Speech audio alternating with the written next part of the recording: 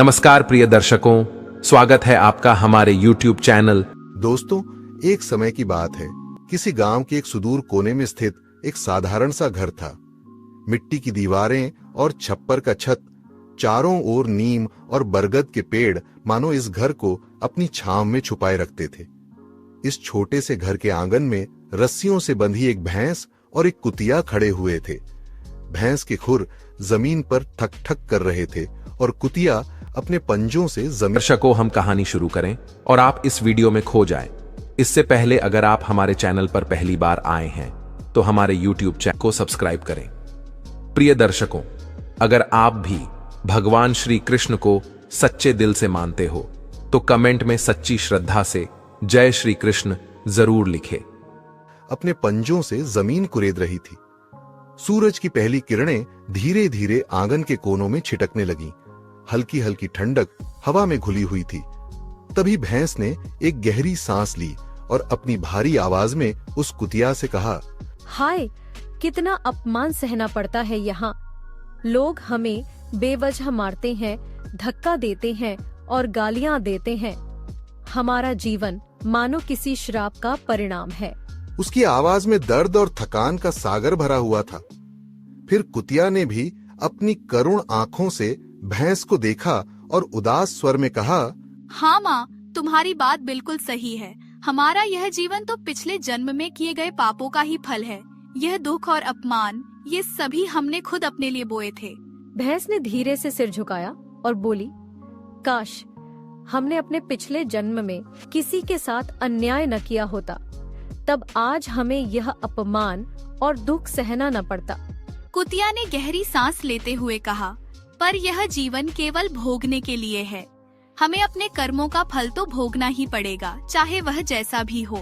उनकी बातों में इतना दुख और पश्चाताप भरा था कि मानो पूरा आंगन भी उनके दर्द का साक्षी बन गया हो। वहां मौजूद हवा भी ठहर सी गई थी और पत्ते बिना हवा के ही कांप उठे थे। वहीं पास में झाड़ू लगाती सुनंदा ठिठक गई। उसकी सांसें रुक सी गईं और हाथ में झाड़ू भी हवा में थम गई। सुनंदा ने धीरे धीरे अपना सिर घुमाया और भैंस और कुतिया को आश्चर्य से देखने लगी। क्या मैंने सचमुच इन जानवरों को बातें करते सुना है या यह मेरा भ्रम है? उसका दिल तेजी से धड़कने लगा। वह फिर से ध्यान से सुनने लगी। भैंस ने सिर झुका लिया था, जैसे वह अपनी ही बातों के बोझ से थक चुकी हो। कुतिया की आंखों में नमी थी। सुनंदा के लिए यह दृश्य अविश्वसनीय था। उसे यकीन ही नहीं हो रहा था कि भैंस और कुतिया इंसानों की तरह संवाद कर सकती है। उसके मन में प्रश्नों का सैलाब उमड़ पड़ा। वह मन ही मन सोचने लगी, यह भैंस और कुतिया आखिर कौन है? इनके शब्दों में इतना दुख और पश्चाताप क्यों है? ये पिछले जन्म के पाप की बात क्यों कर रही है? सुनंदा के दिमाग में एक हलचल मच गई। उसका मन व्याकुल हो उठा। उसे लगा कि यह कोई साधारण घटना नहीं है। सुनंदा एक साधारण और सीधी सादी लड़की थी। उसका जीवन कठिनाइयों से भरा था, लेकिन उसने कभी अपना धैर्य नहीं खोया था। उसके पिता खेतों में मेहनत करते थे और सुनंदा घर के सारे काम संभालती थी। उसके लिए यह घटना किसी चमत्कार से कम नहीं थी। वह सोचने लगी, नहीं, ये कोई साधारण बात नहीं हो सकती। भैंस और कुतिया की ये बातें, ये जरूर किसी बड़े रहस्य की ओर इशारा करती हैं। सुनंदा ने मन ही मन निर्णय लिया कि वह इस रहस्य का समाधान जरूर करेगी। उसे याद आया कि गांव के समीप जंगल में महर्षि अंगिरा का आश्रम है। वे दिव्य दृष्टि से किसी भी गूढ़ रहस्य को जान सकते हैं। सुनंदा ने सोचा, मुझे महर्षि अंगिरा के पास जाना चाहिए। वे जरूर जानते होंगे कि इन जानवरों के इस दुख भरे जीवन के पीछे कौन सा रहस्य छिपा है। फिर सुनंदा ने घर के सारे काम जल्दी जल्दी निपटाए। अपनी माँ से कहा कि वह पास के जंगल से कुछ लकड़ियां लाने जा रही है। माथे पर एक छोटी सी पोटली रखकर वह जंगल की ओर निकल पड़ी। रास्ता सुनसान था। पेड़ों की लंबी लंबी छायाएं धरती पर बिछी हुई थीं। पत्तों की सरसराहट के बीच सुनंदा के कदमों की आहट सुनाई दे रही थी। उसका मन बेचैन था, लेकिन चेहरे पर एक अडिग निश्चय था। मैं ये जानकर ही रहूंगी कि भैंस और कुतिया कौन है और उन्होंने ऐसा क्या पाप किया था कि उन्हें इस जीवन में इतनी यातना सहनी पड़ रही है। जंगल के बीचों बीच महर्षि अंगिरा का आश्रम था। वहां पहुंचकर सुनंदा ने देखा कि महर्षि एक विशाल पीपल के वृक्ष के नीचे तपस्या कर रहे थे।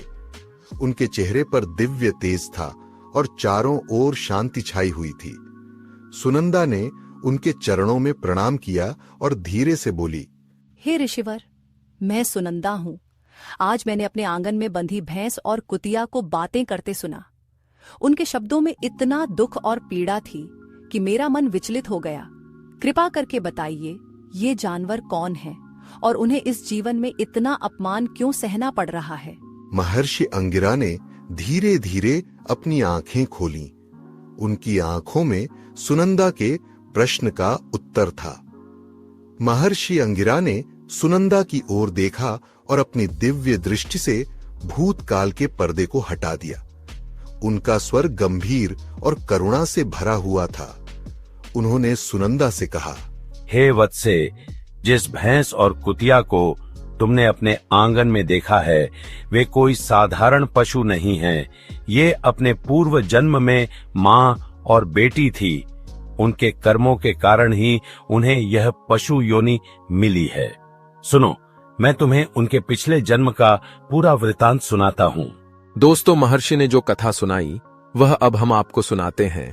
आप इस कथा को ध्यान से पूरा जरूर सुने। एक समय की बात है।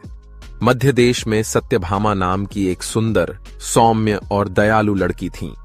उसका जन्म एक निर्धन वैश्य परिवार में हुआ था। वह सरल हृदय, शालीन और हर परिस्थिति में धैर्य रखने वाली लड़की थी। उसके पिता ईमानदार लेकिन अत्यंत गरीब थे। उसका विवाह एक धनाढ्य वैश्य परिवार में हुआ। उसके पति का नाम वाचस्पति था, जो स्वभाव से भोले भाले और सरल थे। लेकिन उसके इस ससुराल में दो व्यक्तियां ऐसी थीं जिनके स्वभाव में कटुता और क्रूरता भरी हुई थी। उसकी सास कुटिला और ननद चंचला। सास कुटिला अपने नाम के अनुरूप बहुत ही कपटी और निर्दयी स्वभाव की थी। उसके चेहरे पर सदैव कठोरता रहती और उसकी जुबान तानों से भरी रहती। ननद चंचला भी अपनी मां की तरह स्वभाव में चंचल, ईर्ष्यालु और तीखे वचनों वाली थी। सत्यभामा का ससुराल किसी तपोवन से कम नहीं था। यहां उसे हर रोज ताने सहने पड़ते और अपमान की आग में जलना पड़ता। सास कुटिला व्यंग्यात्मक स्वर में कहा करती, अरे ये किस अभागिन को मेरे घर ले आए? गरीब घर की लड़की को क्या मालूम बड़े घर की मर्यादा? न काम की न काज की, बस रोटी तोड़ने के लिए आई है। सत्यभामा सिर झुकाकर चुपचाप अपना काम करती, लेकिन कुटिला को यह चुप्पी भी सहन नहीं होती। वह चूल्हे पर रोटियां सेंकती सत्यभामा को जोर से धक्का दे देती और कहती, देखो तो जरा, रोटियां तक जलाती है। लगता है इसके गरीब घर में इसे सही काम तक नहीं सिखाया गया। ननद चंचला भी कोई अवसर नहीं छोड़ती। वह सत्यभामा को छोटे छोटे कामों के लिए बेइज्जत करती। भाभी, क्या तुम्हारे पिता ने तुम्हारे साथ कुछ लाया भी था या खाली हाथ हमें थमा दिया? ऐसे गरीबों का रिश्ता स्वीकार करना ही हमारी सबसे बड़ी भूल थी। इस प्रकार से वह हर रोज सत्यभामा के पिता के गरीबी का उपहास करती। चंचला कभी पानी गिराकर उसे फिर से भरने का आदेश देती तो कभी सारा घर झाड़ने का। सत्यभामा ने कभी जवाब नहीं दिया। उसके लिए ससुराल एक नया जीवन था और उसने इस जीवन को अपने भाग्य का परिणाम मान लिया था। सुबह से रात तक वह घर के कामों में जुटी रहती। झाड़ू लगाना, आंगन साफ करना, चूल्हा जलाना, रोटियां पकाना और फिर पानी भरने के लिए दूर कुएं तक जाना। उसकी हथेलियां फट जाती, पैर थक जाते, लेकिन कुटिला और चंचला के लिए उसका परिश्रम कभी पर्याप्त नहीं था। सत्यभामा का पति वाचस्पति स्वभाव से भोला था।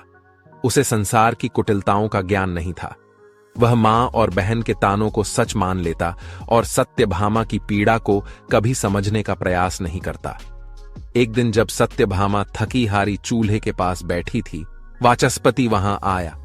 वाचस्पति ने रूखे स्वर में कहा, सत्यभामा, मां कह रही थी कि तुम घर का काम ठीक से नहीं करती। क्या यह सच है? सत्यभामा की आंखों में आंसू आ गए। उसने धीमे स्वर में उत्तर दिया, हे स्वामी, मैं अपना हर काम पूरी मेहनत और सच्चाई से करती हूँ।